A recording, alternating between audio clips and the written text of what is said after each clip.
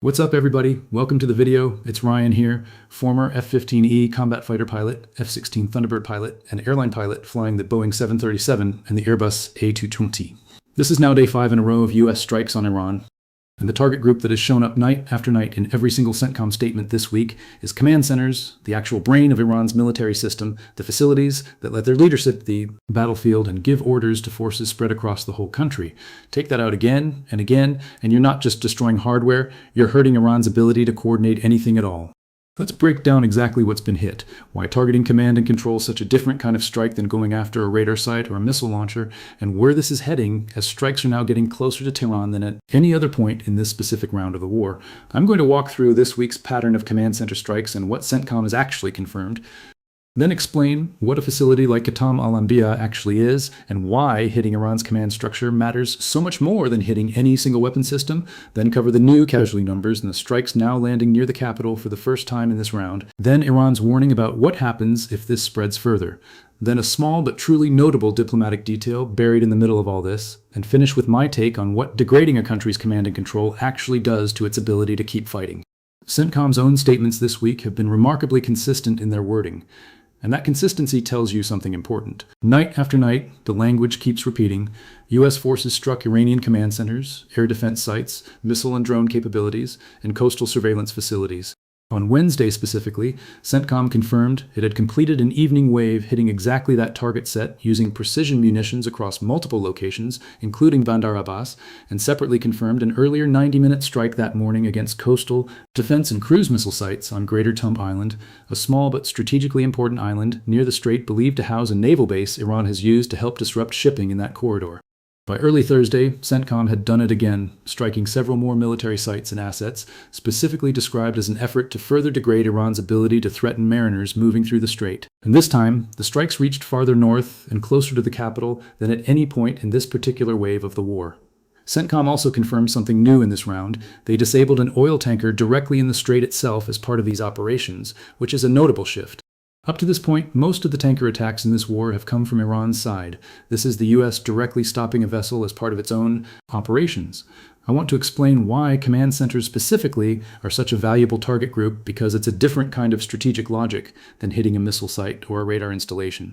Iran's overall military structure runs through a unified joint headquarters called Qatam al-Anbiya Central Headquarters, based in Tehran and operating directly under the country's general staff. This is the facility responsible for planning and coordinating joint operations across all of Iran's different military branches, the regular army, the Navy, the Air Force, and the IRGC all at once. Think of it as the actual coordinating brain that takes strategic decisions from Iran's top leadership and turns them into real operational orders that get sent out to units in the field. That's exactly why targeting facilities like this carries a different kind of strategic weight than destroying one weapon system. If you take out a single missile battery, Iran loses that specific capability at that specific location, but the rest of their military can still function normally, still receive orders, still coordinate a response. If you steadily degrade the actual command and control infrastructure that lets leaders see what's happening across the battlefield and give coordinated orders in response, you start to break apart the military's ability to operate as one unified force at all. Individual units might still be able to fight locally, but the bigger coordination that lets a modern military respond smartly to a fast-moving multi-front situation like this one starts to break down. This isn't the first time in this war that Iran's command structure has been targeted either. Back in March, during the earliest phase of this conflict, CENTCOM confirmed a large-scale strike that destroyed the IRGC's own headquarters, with the command describing the action at the time as cutting off the head of the snake. Israeli forces carried out parallel strikes during that same period against dozens of other Iranian command centers, including intelligence headquarters, IRGC Air Force command facilities, and internal security headquarters, degrading what officials at the time called Iran's command and control capabilities across the board. So this week's pattern of hitting command centers night after night is not a brand new strategy. It's a continuation and strengthening of an approach this campaign has leaned on since the very earliest days of the war. And the fact that it is still a primary target group 5 months later tells you Iran has likely been working the whole time to rebuild and restore whatever command infrastructure it can. The casualty figures from this specific wave, covering the period since CENTCOM strikes on Iranian port cities near the strait began last Wednesday, are now up to at least 35 people killed and more than 300 wounded, according to Iranian officials. As I've noted in my other videos on this war, these are figures reported through Iranian channels rather than independently verified by outside sources, but they are specific enough and consistent enough with the scale of this campaign that they are worth taking seriously as a real sign of the human toll here, even without full outside confirmation. On the Iranian side, retaliation has continued in the same pattern we've seen throughout this latest round. The IRGC says it has targeted U.S. military assets in neighboring Gulf countries, and Iranian state media has reported explosions across a truly wide geographic spread this week. Bandar Abbas, Qashm Island, Sirik, Jask, Chabahar, Konarak, Rask, and notably also Khorramabad and Semnan, both of which sit well inland. More evidence that this war's geographic footprint keeps expanding beyond the immediate coastal strip along the strait. Here's a detail I think deserves real attention. Early Thursday local time, air defenses were activated in parts of Tehran itself, and a resident told CNN they were woken up by a loud explosion in the capital. That's a meaningful escalation marker. Throughout most of this specific round of strikes, the fighting has stayed concentrated along the southern coast, the strait itself, and nearby provinces. Air defenses activating in the actual capital, even without confirmation yet of exactly what caused that activation, signals this latest wave is reaching farther into the country's core than the earlier nights of this round did. A spokesperson for the Qatam al-Anbiya Central Headquarters, that same unified command structure I just explained, issued a pointed public warning this week. They said that if what they called the empty-headed threats from the U.S. actually turn into strikes against Iran's key infrastructure, Tehran would respond by unleashing widespread military attacks across the entire region. That statement lines up directly with everything I covered in my last video about Trump's clear threat to expand strikes into power plants and bridges starting this coming week if Iran does not return to negotiations. So you've got the exact facility responsible for coordinating Iran's overall military response, publicly promising a much broader region-wide retaliations, specifically if that infrastructure threat gets carried out, which tells you Iran's own military leadership is taking that specific threat extremely seriously and is trying to raise the stakes ahead of time before it even happens. I want to include one more detail because I think it's truly notable given how dark most of this update has been.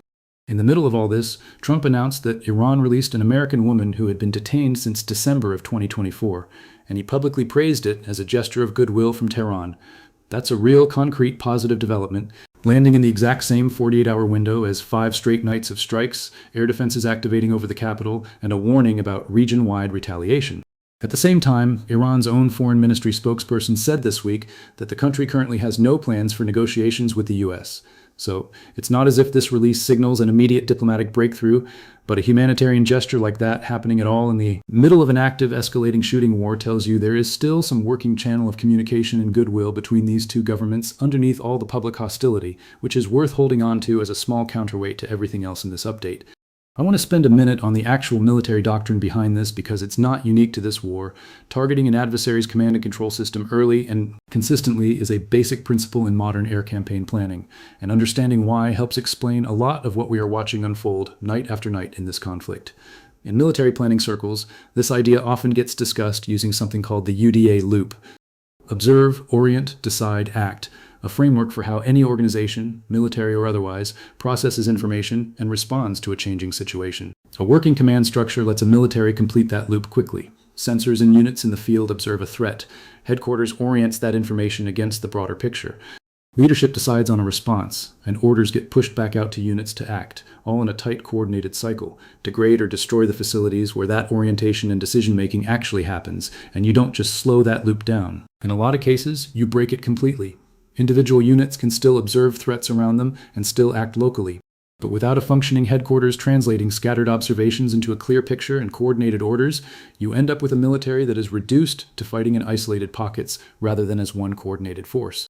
That's exactly why an air campaign will usually prioritize command and control facilities alongside air defenses in its opening phases before moving on to other target groups.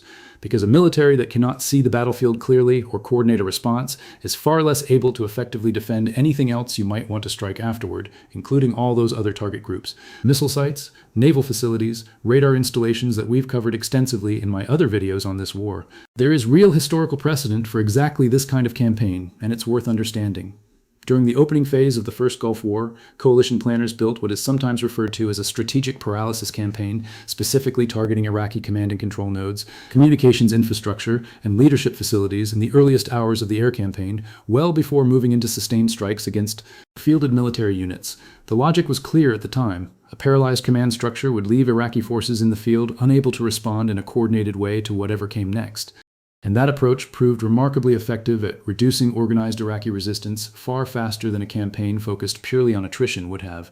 A similar logic drove NATO's air campaign against Serbia in 1999, where Allied planners specifically targeted Yugoslav command and control and leadership infrastructure in Belgrade itself, based on the assessment that a modern, technologically advanced military campaign against a smaller regional power benefits enormously from disrupting the adversary's ability to coordinate, no matter how much raw combat power that adversary might still keep on paper. Both of those historical examples support the same basic idea we're watching play out against Iran right now. Sustained pressure on command and control facilities is not a side effort running next to the main campaign. In a lot of modern military doctrine, it functions as one of the actual keys to making every other part of that campaign more effective. I also want to address an obvious question this whole update raises.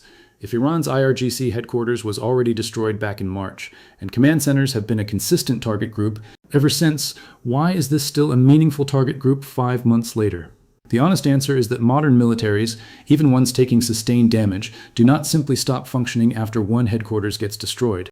They adapt, spread out, and rebuild, often deliberately distributing command functions across multiple, smaller, less obvious facilities, specifically to reduce the risk of losing all coordination ability to any single strike. That is almost certainly part of what has been happening inside Iran over these past 5 months, a continuous effort to rebuild at least some working command and control ability, likely spread across more numerous, smaller, and harder to identify facilities than the one major headquarters that got hit in the opening days of this war. That is exactly why this specific target group keeps showing up night after night in CENTCOM's own statements. Rather than being treated as a box that got checked back in March and never needed to be revisited, degrading a distributed, adaptive command network is not a one-time achievement. It is a sustained campaign that requires continuous intelligence gathering to identify where rebuilt capability is actually located, followed by continuous strikes to keep degrading it faster than it can be rebuilt. The fact that this remains one of the most consistently repeated target groups in every CENTCOM statement across this entire war tells you that cat-and-mouse game between Iranian rebuilding efforts and American targeting is still very much ongoing 5 months in. I also want to explain the Greater Tumb Island strike a little more, because it is a detail that is easy to skim past, but actually connects directly to the broader command and control story. That island sits right near the Strait of Hormuz and is believed to house a naval base, though many of the specific details about what is actually stationed there are not publicly available. What is understood is that it has been used as one of the points from which Iranian forces have disrupted shipping routes through the strait, meaning it likely functions as a forward, localized node that can act somewhat independently, even if broader coordination from Tehran gets disrupted. That is exactly the kind of target that becomes more important, not less, as a broader command and control degradation campaign continues. If Iran's central coordination ability is being systematically weakened, forward-positioned, semi-independent nodes, like whatever is stationed on Greater Tumb Island, become an increasingly important part of Iran's remaining ability to actually threaten shipping in that specific corridor, precisely because they do not need to wait for orders from a damaged central command structure to act locally. Hitting that island specifically in the same 90-minute window as the broader command center strikes elsewhere fits into one clear overall picture: degrade the central brain, and at the same time take out the forward-positioned nodes that could otherwise keep operating semi-independently, even if that central coordination breaks down. All right, here's where I land on this one. Out of every strategic threat I've tracked across this entire war, the sustained focus on command and control targets is honestly the one I think matters most for how this conflict actually ends, more than any single dramatic strike on a bridge or a power plant. A military that loses its ability to coordinate effectively, even if individual units and individual weapon systems remain intact, becomes steadily less capable of mounting anything beyond scattered, locally improvised responses. That is a much harder thing to picture in one dramatic headline than a bridge collapsing or a power plant going dark. But over 5 months of this war, I think it has actually been one of the most important and consistent lines of effort throughout the entire campaign, starting with that IRGC headquarters strike back in March, and continuing right through this week's repeated hits on command centers alongside every other target group. I also think the timing of Khatam al-Anbiya's own warning is worth thinking about. Having the actual coordinating command structure of Iran's military publicly threaten region-wide retaliation specifically tied to the infrastructure escalation Trump described tells you Iran's military leadership sees that threshold moving from military targets into deliberate power plant and bridge targeting as a truly different kind of escalation, one serious enough to justify a public warning ahead of time rather than simply waiting to respond afterward the way they have with every other strike wave up to this point. And I think the American detainee release is a reminder worth ending on. Even in a war defined by nightly strikes, expanding target lists, and increasingly personal rhetoric between two heads of state, there is apparently still enough of a working relationship somewhere beneath the surface for a humanitarian gesture like that to actually happen. That does not mean this war is close to ending. Iran's own foreign ministry made clear this week that negotiations are not currently on the table, but it does suggest the door has not been fully welded shut either, which matters a lot given how close we appear to be to the infrastructure escalation threshold Trump laid out just days ago. So that's where things stand. 5 straight nights of strikes, specifically targeting Iran's command and control infrastructure alongside air defenses, missile sites, and coastal facilities. Strikes now reaching close enough to Tehran to trigger air defense activation in the capital itself. A casualty toll that has climbed past 35 killed and 300 wounded. A direct warning from Iran's own unified command structure about region-wide retaliation if the infrastructure threat becomes real. And in the middle of all of it, a real humanitarian gesture with an American detainee coming home. I'll keep tracking this closely, especially as we move into the week Trump specifically pointed to for a possible expansion into power plants and bridges. What do you think? Does systematically taking apart a country's command and control matter more in the long run than hitting any single high-profile target? Or is this just one part of a much bigger picture?